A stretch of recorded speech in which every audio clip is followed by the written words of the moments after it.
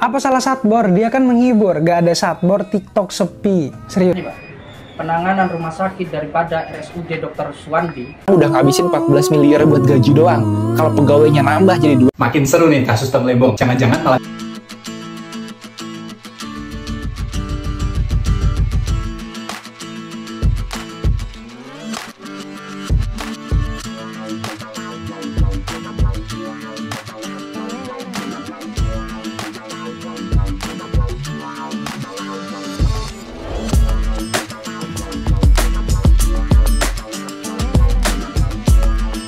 Assalamualaikum warahmatullahi wabarakatuh. Berjumpa kembali dengan Romlia Pratama. Teman-teman sahabatku semuanya, gimana kabar kalian? Mudah-mudahan kalian semuanya baik-baik saja beserta keluarganya di sana. Teman-teman sahabatku semuanya, buat kalian yang baru gabung, yang baru nonton video ini, silahkan di subscribe dulu, di like, dan di komen guys. Buat teman-teman sahabatku yang udah dukung support channel ini, terima kasih. Mudah-mudahan kalian semuanya diberikan keberkahan umur, keberkahan rezeki, dimudahkan segala urusannya, baik urusan dunia maupun urusan akhirat. Amin ya rabbal alamin. Teman-teman sahabatku semuanya, seperti biasa guys, kita akan nge-reaction beberapa video yang viral nih, baik itu di Indonesia maupun di Malaysia guys gitu.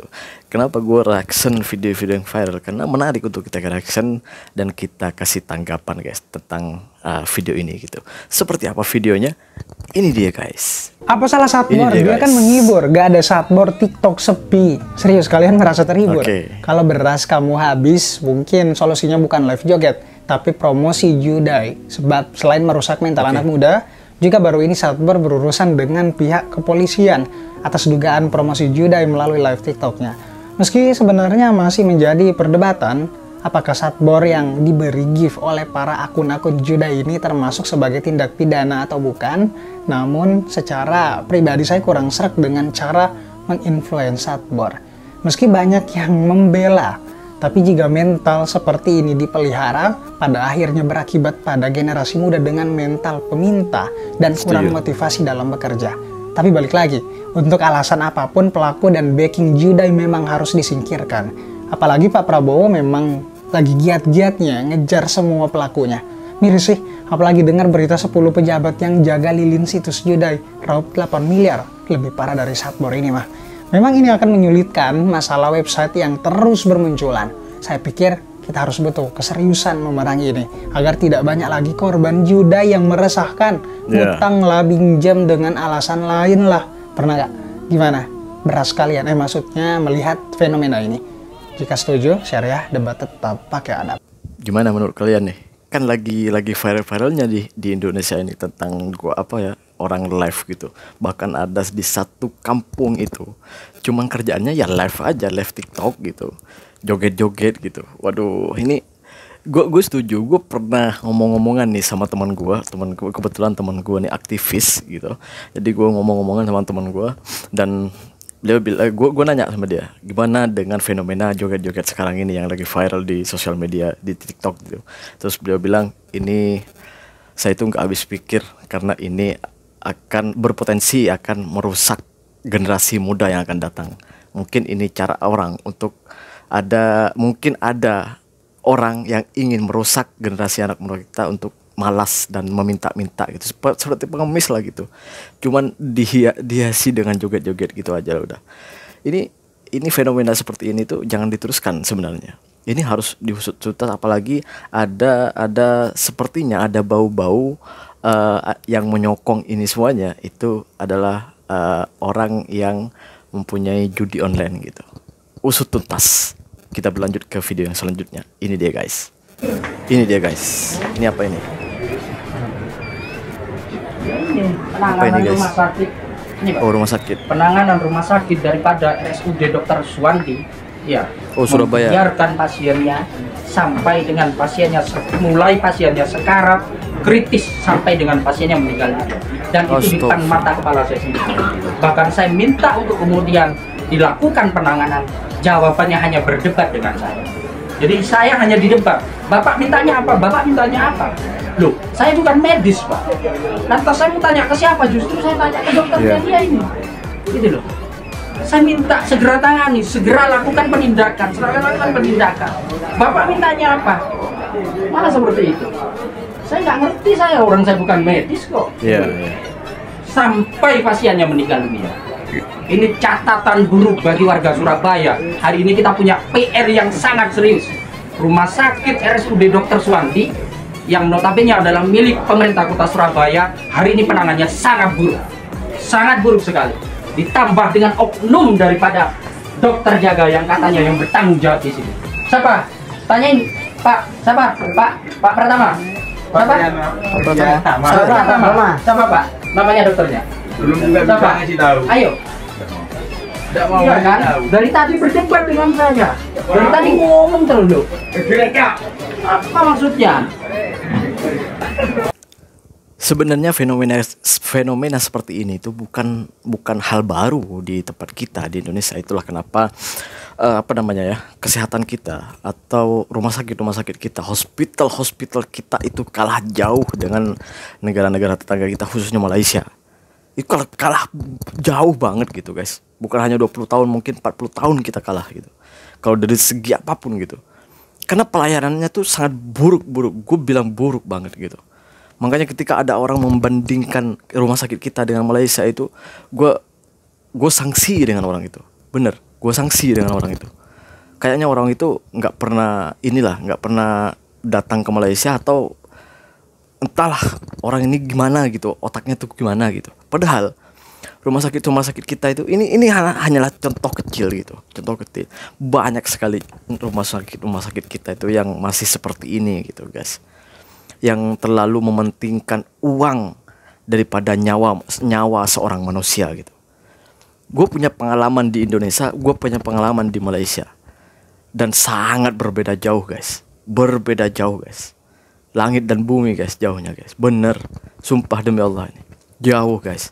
Pelayanannya waduh jauh banget. Gue bersuara seperti ini, gue tuh pengen di negaraku tuh seperti di Malaysia gitu. Pelayanannya, cara menangani pasien tuh seperti apa gitu loh. Itu yang gue inginkan sebenarnya. Gue gak bermaksud mau meninggikan Malaysia, merendahkan Indonesia, enggak. Gue hanya pengen negaraku tuh seperti Malaysia gitu, mencontoh Malaysia gitu. Itu aja doang gitu. Karena bagi gue program dan yang ada di Malaysia itu sangat pro rakyat, dan itu sangat bagus gitu untuk kita contoh di tempat kita itu. Kenapa kita harus malu? Kenapa kita harus gengsi gitu?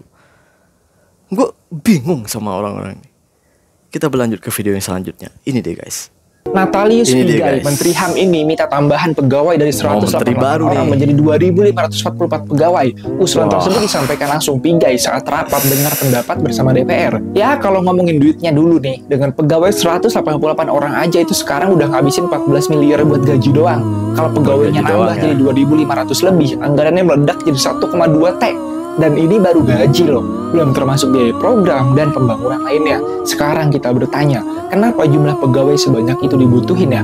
Alasannya sih katanya karena ada struktur baru di kementerian yang menurut Pak Pigai ini perlu banget tenaga tambahan. Nah, di sini mulai muncul pertanyaan lagi, apa memang segitu butuhnya sampai perlu ribuan staf tambahan? Jadi yang bikin mikir, apakah benar kebutuhan ini sangat mendesak?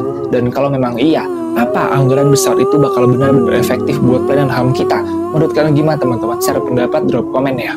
Aduh, kenapa ya asik mau nambah anggaran, mau nambah uang, padahal negara kita itu sekarang lagi sulit keuangan gitu. Hutang sebesar kayak gitu, kita nggak bisa bayar, masih cari hutangan lagi, masih mau nambah anggaran lagi. Gue tuh bingung sama pemerintah kita itu.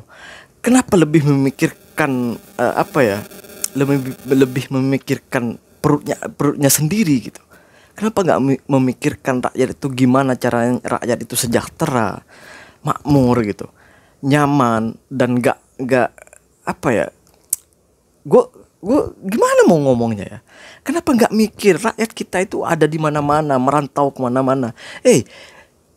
Gue jujur ya, nggak ada satupun perantau itu mempunyai cita-cita untuk merantau, meninggalkan keluarganya, jauh dari keluarga. Nggak ada satupun punya cita-cita seperti itu.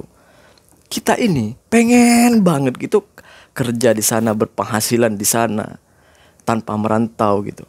Kenapa sih otak dari pemerintah itu nggak berpikir ke situ gitu loh, mensejahterakan rakyatnya?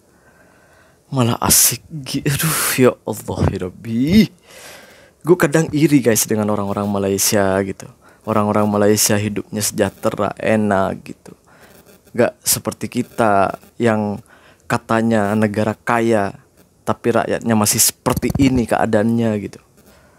Ya Allah, kita berlanjut ke video yang selanjutnya. Ini deh guys. Makin seru nih kasus Temlembong. Jangan-jangan malah bisa bawa ke babak baru yang bisa nyeret Mulyono nih. Ini kata Kejagung. Tersangka nggak harus dapat aliran dana. Kalau dilihat dari penjelasan sesuai pasal 3 UU Tipikor, menyalahgunakan kewenangan yang dapat merugikan keuangan negara merupakan tindak pidana. Nah, thanks. Lu yang bagus ini Pak. Kalau defisit APBN gini termasuk merugikan negara nggak Pak? 600 triliun lagi. Nah, yang ini malah dia nunjuk mukanya sendiri. Termasuk merugikan negara nggak tuh? Belum lagi yang lainnya. Oh, Mandalika. Termasuk IKN juga. Dan masih banyak yang lainnya. Ayo Pak Prabowo. Ini waktunya buat buktiin kepatriotan Pak Prabowo. Bisa jadi loh sumber penyakit Indonesia tuh ada di sini. Ini bisa jadi momentum yang bagus buat wujudin impian lama Pak Prabowo, bikin Indonesia kembali bangkit jadi macan Asia. Tapi aku optimis sih kalau lihat pidato-pidato Pak Prabowo yang benci banget sama korupsi. Tidak ada orang di sini yang kebal. Tapi kalau cuma biarin aja, jangan-jangan cuma petugasnya Mulyono nih. Ya nggak tahu, tanya yang mau tanya saya. Gue tuh hanya bisa berharap guys. Gue tuh hanya bisa berharap Pak Prabowo ini bukan hanya omong doang gitu. Bukan hanya bicara aja, berani sikat korupsi, berani gini, berani gitu. Las-las nanti jadi kucing-kucingannya Mulyono. Ya mudah-mudahan enggak sih. Gue sih nggak berharap seperti itu. Gue berharap Pak Prabowo ini betul-betul tegas gitu. Betul-betul omongannya tuh betul-betul, nggak cuman omong-omong doang gitu. Gue pengen sih gitu. Tapi ya wallahu a'lam sih. Biasanya tuh pejabat-pejabat di sana itu ya udah terbiasa dengan omongan-omongan keras, tapi kerjanya omongannya keras, kerjanya lembek. Mudah-mudahan enggak sih. Mudah-mudahan Indonesia makin membaik, setidaknya setara dengan Malaysia lah. Terima kasih buat semuanya yang udah nonton. Assalamualaikum warahmatullahi wabarakatuh. Jangan lupa sholawat guys.